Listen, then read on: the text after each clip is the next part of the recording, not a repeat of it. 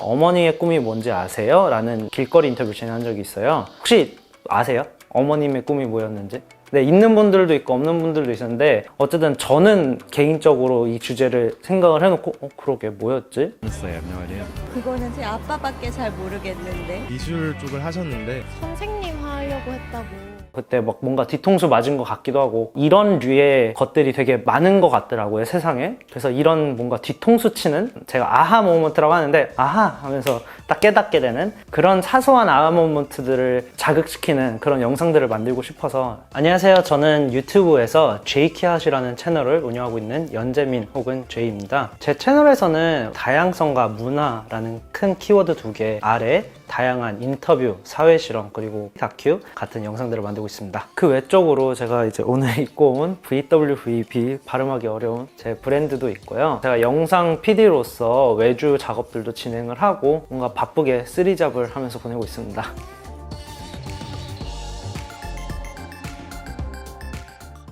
학창시절 때는 잠재적 관종이라고 해야 되나? 인싸 중에는 아싸고 아싸 중에는 인싸 같은 느낌이었던 것 같고, 행사 있으면 항상 카메라 들고 있는 친구들 있잖아요. 그런 친구였고, 저는 그런 일들을 많이 하다 보니까 자연스럽게 꿈이 확실해져가지고 진로 고민을 할 때 저는 항상 정해져 있었어요. 난 PD 될 거야. 또 일단 해보자, 일단 그냥 저질르자 바이브가 항상 있었어가지고 캐나다에 있을 때 K-팝 스타가 캐나다에 오디션을 보러 온다고 하는 거예요.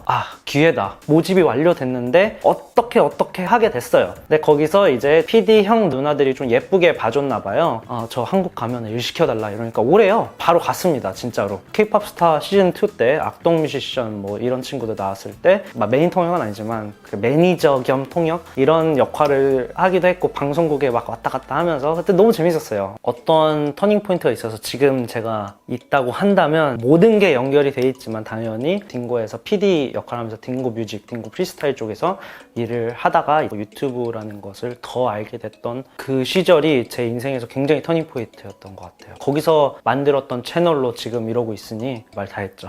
일단 해보자를 이렇게 저질러 보니까 이렇게 이런저런 기회들이 오더라고요. 막 먼저 메일 쓰고 먼저 원서 찾아보고, 경험이 많을수록 내 자산이라고, 너무 클리셰적인 말이고 뻔한 말이지만 진짜 지금 와서 생각하면 도움이 많이 됐던 것 같아요.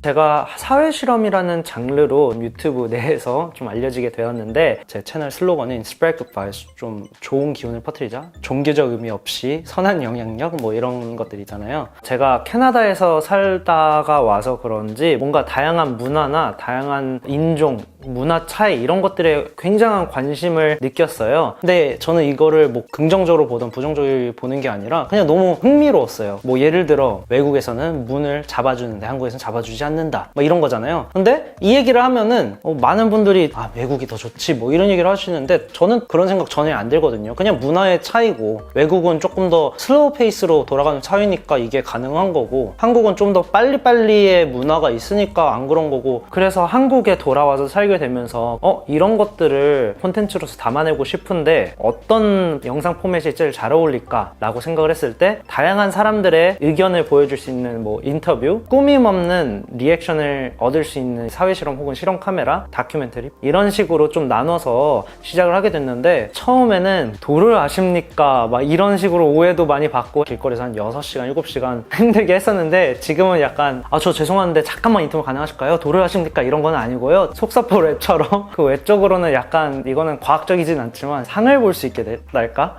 저 사람은 좀 잘해줄 것 같은데?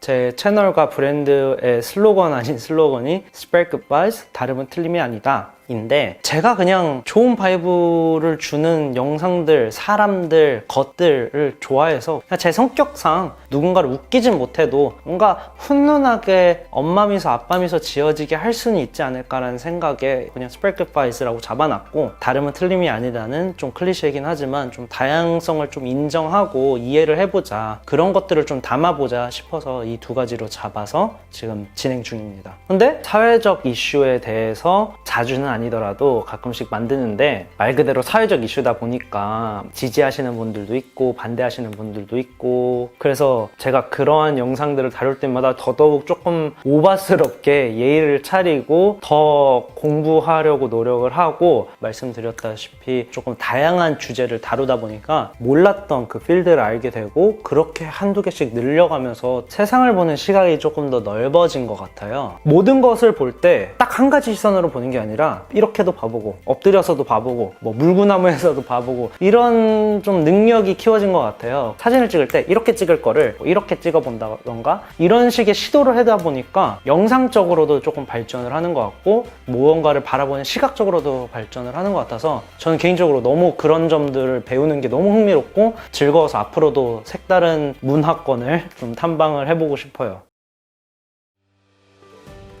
저는 유튜브가 best second job? 굉장히 좋은 세컨 잡이지 약간 메인 잡으로 하기에는 그렇게 좋나? 라는 생각을 하거든요. 제가 욕심이 정말 많아요. 영상 욕심도 많지만 뭔가 만들고 싶은 것도 많아서 이런 가구도 만들어 보고 싶고 의류도 만들고 싶고 뭐 전시 공간 뭔가 하고 싶은 게 굉장히 많은데 이제 기본적인 의류라는 게 사실 눈에 가장 잘 보이니까 일단 연청하게 됐고 그 외로 제이케어시라는 유튜브 채널에서 뭐 예를 들어 시각장애인을 돕는 영상을 만들었다고 실질적으로 내가 시각장애인 분들을 도와드린 케이스가 별로 없더라고요. 영상으로 만든 거 외로는. 그래서 뭔가 실질적으로 도움을 줄 수 있는 그런 루트를 뚫고 싶어서 브랜드 수익의 일부분으로는 이제 이런 프로젝트를 진행할 때 이제 기부도 하던지 아니면 프로젝트 제작비로 쓰던지 의류를 뭐 기부한다든지 뭐 기타는 이런 실질적인 도움을 주고 싶어서 이제 브랜드 런칭하게 됐고 그래서 제 채널 제이케어 혹은 제 브랜드 VWB가 그런 것들을 조금 깨닫게 해주는 그런 작은 넛지라고 해야 되나? 작은 그 영향이 됐으면 좋겠어요. 뭔가 사람들이 딱 봤을 때